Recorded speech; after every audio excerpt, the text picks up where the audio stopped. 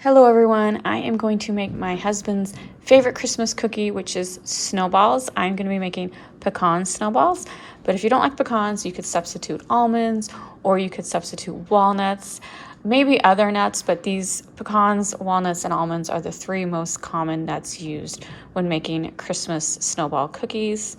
So it's a pretty simple recipe. I'm going to take 4 sticks of butter and whip it together with 1 cup of sugar. And I'm going to add 1 teaspoon of vanilla. This needs to be mixed together until it's all nice and fluffy. And then I'm going to slowly add in 3½ cups of flour. And then once that's formed a dough, I am going to gently mix in the pecan bits. This bag is 8 ounces. Usually recipes call for 2 cups, but I guess with shrinkflation, we're now getting 1½ cups.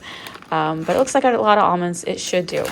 And then we're going to roll the dough into little balls, bake it in the oven at 325 for 20 to 25 minutes. And then once they've cooled for a couple minutes, you roll them in powdered sugar, and that gives it the snowball look.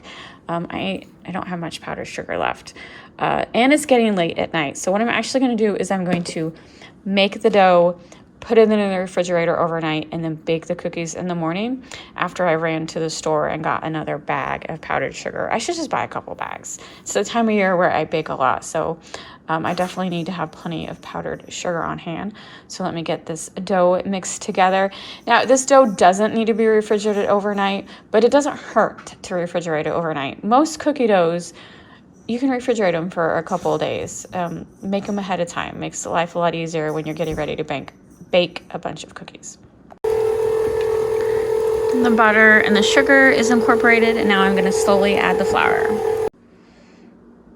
The KitchenAid mixed the dough together perfectly. I think it looks great. I thought I was going to have to hand mix it a little, but I got lazy and just let the KitchenAid do all the work. The nuts were already crushed, so it really wasn't hurting them at all.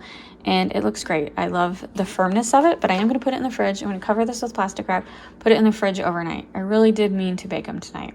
But even though it doesn't look like tons of dough, this is going to probably make around 6 dozen cookies. I always bake 12 cookies at a time.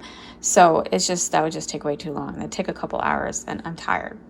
And so nothing wrong with making your dough the night before. Since we're rolling it into balls, it's probably going to help to have it more firmer anyway by putting it in the fridge overnight. So I'll be back in the morning to bake the cookies and show you the next step.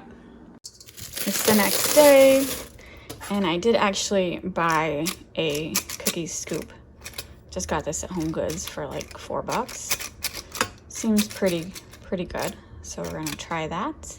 So we're going to scoop them into balls. 325 for 20 to 25 minutes. Knowing my oven, I'll do 20 minutes and check it in there. My first round is getting ready to go into the oven. I only put 6 on each sheet. That's just my preference. These balls are not gonna like expand. They're gonna stay that shape. So I probably could fit like maybe 8 on a tray, but I'm just out of habit. I always do 6. So now I'm gonna put it in the oven. And the dough was a little harder to make into balls because it was cold in the refrigerator overnight. And so I'm not going to put the dough back into the fridge in between rounds. I'm leaving it out on the counter so it'll soften a little bit to hopefully make the next round a little quicker to form the balls. Second batch just went in. These are the first batch cooling. I'm going to let them cool down for a couple more minutes before I roll it in the powdered sugar. You don't want them completely cool, but you don't want to roll them directly when they come out of the oven because it's too hot to work with and it melts the powdered sugar. So just gonna give it a couple more minutes. I did bake mine at 20 minutes because I know my oven pretty well. Could have been a little bit longer, but what you're looking for is a nice brown bottom, and they look really good. And you can absolutely make your snowballs a lot smaller. I tend to make my cookies bigger. I just can't help it. So I think it's only going to end up making like 4 dozen when it should probably make 6 to 8 dozen because I tend to make my cookies too big. I just poured some powdered sugar into a bowl and then rolled the cookies into it. Danny would like a lunch, which he doesn't get lunch. He gets breakfast and dinner. Danny, I'm sorry. You only get breakfast and dinner. I know. It's a tough life. All right. Remember I mentioned my husband loves snowballs. And so he came down here and he's like, holy crap. Those are huge. And I'm like, yes, they are. I can't help it. I don't know. I got to work on this. They're like the size of a real snowball. He was amazed they're cooked all the way through because they are a bit They're big. good though. You like them? Mm-hmm. He just did a taste test. He dropped a piece. The cats are happy. I got sugar all over me. They are cooked all the way. And these are messy cookies because of the powdered sugar. Oh my God.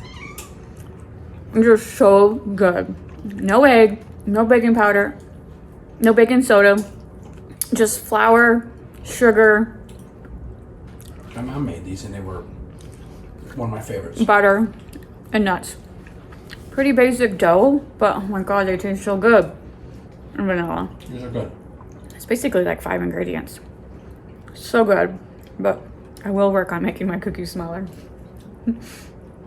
I got the 3rd batch in. It's actually the last batch because again, I made them too big, so it only took me 3 rounds, so 3 dozen. So good though.